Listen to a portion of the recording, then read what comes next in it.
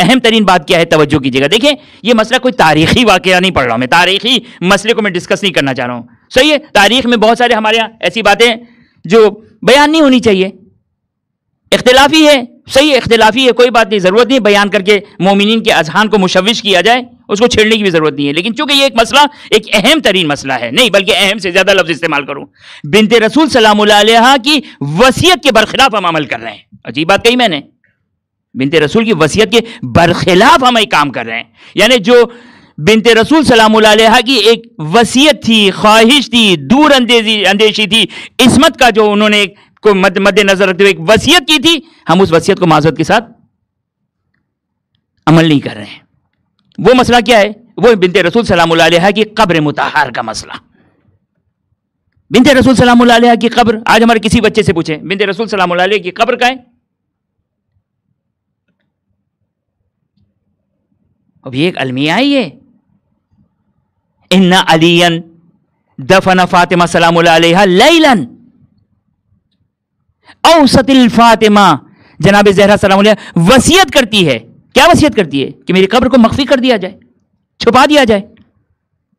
3 اقوال ہیں, 3 نظر ہیں مسلمانوں کے درمیان.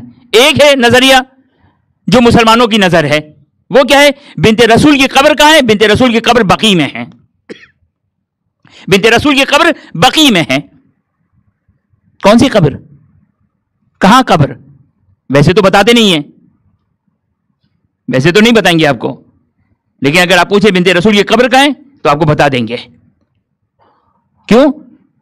اس سے ان کا الو صحیح ہوتا ہے. کیوں؟ اس لیے کہ بنت رسول کی مظلومیت پر پردہ پڑتا ہے, یہ فوٹو وغیرہ آتی ہے اور وغیرہ وغیرہ. تو بنت رسول کی قبر وہ 4 ائمہ اطہار علیہ السلام کی قبریں ہیں, امام حسن علیہ السلام, امام سجاد سلام اللہ علیہ, امام باقر علیہ السلام اور امام جعفر صادق علیہ السلام.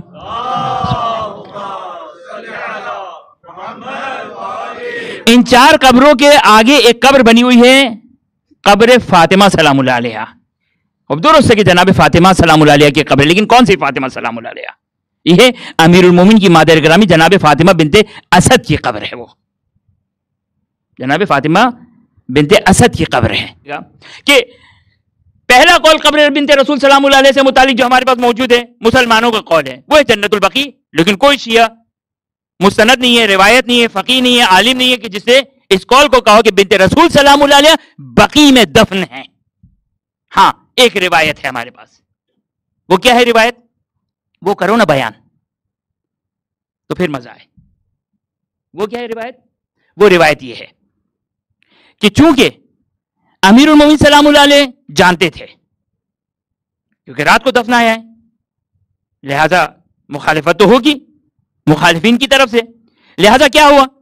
لہذا توجہ کیجیے گا, امیر المومنین سلام اللہ علیہ نے, دیکھیں مظلومیت اہل بیت کو ذرا ملاحظہ کیجیے, مظلومیت امیر المومنین.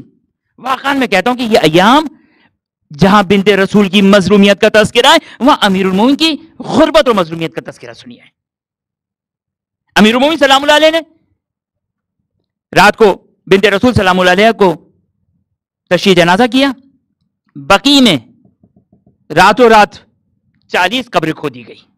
یہ امیر المومنین کی مظلومیت ہے, 40 قبریں کھودی گئی.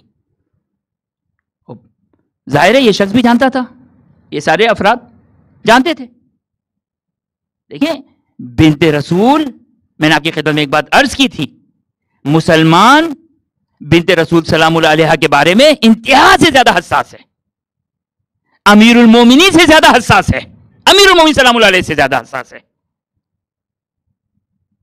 صرف اور صرف ان کی مظلومیت یہ ہے کہ ان تک صحیح تاریخ نہیں پہنچی ہے. لیکن اگر ان تک صحیح تاریخ پہنچ جائے تو میں نہیں سمجھتا کہ ایک لمحے کے لیے بھی وہ شک و تعامل کریں, کیونکہ بنت رسول سلام اللہ علیہ, توجہ کیجیے گا, یہی ایک وجہ ہے, یہی ایک وجہ ہے کہ بنت رسول سلام اللہ علیہ ہمیں آگے آگے نظر آ رہی ہیں. امیر المومنین سلام اللہ علیہ, میں ایک جملہ کہتا ہوں اور جس کی تائید میں کئی مرتبہ دلیلیں بھی پیش کر چکا ہوں. وہ جملہ یہ کہ یاد رکھیے گا میرا بچہ اور جوان, امیر المومنین سلام اللہ علیہ کے 11 ہجری سے لے کر 40 ہجری تک, حتیٰ وہ دور خلافت امیر المومنین جو 4.5 سال کا تھا, امیر المومنین سلام اللہ علیہ اپنے پورے 30 سال تقیے میں گزارے ہیں. یہ غربت اور مظلومیت امیر المومنین ہے. اور آج امیر المومنین سلام اللہ علیہ کو جو چوتھا خلیفہ مانا جاتا ہے، اگر امیر المومنین سلام اللہ علیہ کی یہ اسٹریٹجی، تاریخی اسٹریٹجی یہ نہ ہوتی تو نہیں معلوم کہ کیا حال ہوتا. لہذا امیر المومنین سلام اللہ علیہ ہمیشہ جو ہمیں پیچھے نظر آتے، لیکن بنت رسول سلام اللہ علیہ، لہذا قبر کے اعتبار سے 40 قبریں کھودی گئی. صبح ہوئی، چونکہ شہادت تو دن میں ہو چکی تھی، شہادت دن میں ہو چکی تھی. مسلمان آئے تو ابو ذر نے کہا کہ نہیں، ابھی جو کہ وہ تدفین نہیں ہوگی، بھیج دیا. رات ہوئی، اس کے بعد یعنی ظاہراً دن میں شہادت ہوئی تھی، لیکن بہرحال مسلمان آئے، بھیج دیا ابو ذر نے. راتوں رات بنت رسول سلام اللہ علیہ کی تدفین ہو گئی. صبح ہوئی، دیکھا مسلمانوں کے 40 قبریں ہیں. مسلمانوں میں تو کوئی جرت نہیں تھی، لیکن جرت دکھانے والے مسلمانوں پر ایک مرتبہ آگے آئے اور کہا کہ ہم دیکھیں، یہ مظلومیت دیکھیں، یہ مظلومیت دیکھیں. کہا کہ ہم تمام قبروں کو نبش کریں گے، نبش قبر یعنی کھودیں گے. اب امیر المومنین سلام اللہ علیہ کا صبر کا پیمانہ لبریز ہو گیا. جلال میں آئے، روایت عجیب جملہ ہے، آنکھیں سرخ، منہ سے جاگ نکل رہا ہے، خیبری کرتا پہنا ہوا ہے، تلوار ہاتھ میں اٹھائے ہوئے ہیں، اور ایک بار امیر المومنین سلام اللہ علیہ اما حقی فترکتہ مخافۃ ارتداد الناس عن دینہم، کہا میں نے اپنا حق چھوڑ دیا، اپنا حق چھوڑ دیا. لیکن اما اپنا حق چھوڑ دیا، کیوں چھوڑ دیا؟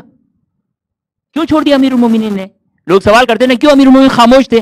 ایک وجہ یہاں پر امیر المومنین نے بتائی. اب یہ پوری ایک تاریخی تجزیہ اور تحلیل ہے کہ جس کو تجزیہ کیا جائے کہ کیوں امیر المومنین سلام اللہ علیہ نے اپنا حق چھوڑا تھا.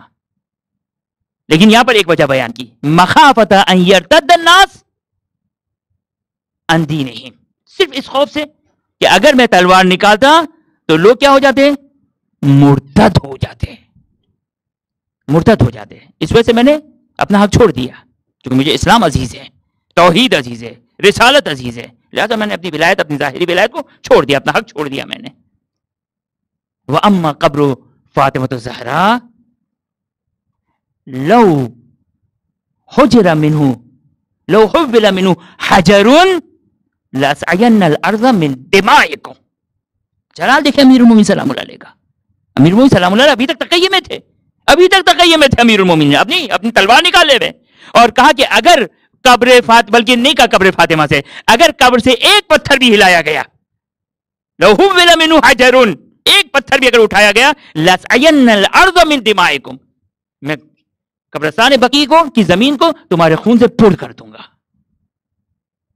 یہ ایک روایت ہے. اب اس سے کہاں پتا چلا کہ امیر المومنین سلام اللہ نے بقیع میں دفنایا تھا؟ نہیں، 40 قبریں کھودی تھی، درست. اس کے مقابلے میں 2 قول اور ہیں. وہ 2 قول کیا ہیں؟ ایک قول ما بین القبر والمنبر، اس میں ہمارے پاس روایت موجود ہے. ما بین القبر والمنبر، قبر رسول صلی اللہ علیہ وآلہ اور منبر رسول صلی اللہ علیہ وآلہ کے درمیان جو ریاض الجنہ کا ٹکڑا ہے، جو جنت کا ایک ٹکڑا ہے، ایک روایت یہ ہے. اور تیسری روایت کیا ہے؟ تیسری روایت ہے بیت فاطمہ سلام اللہ علیہ. ایک درود پڑھ دے محمد والے محمد پر.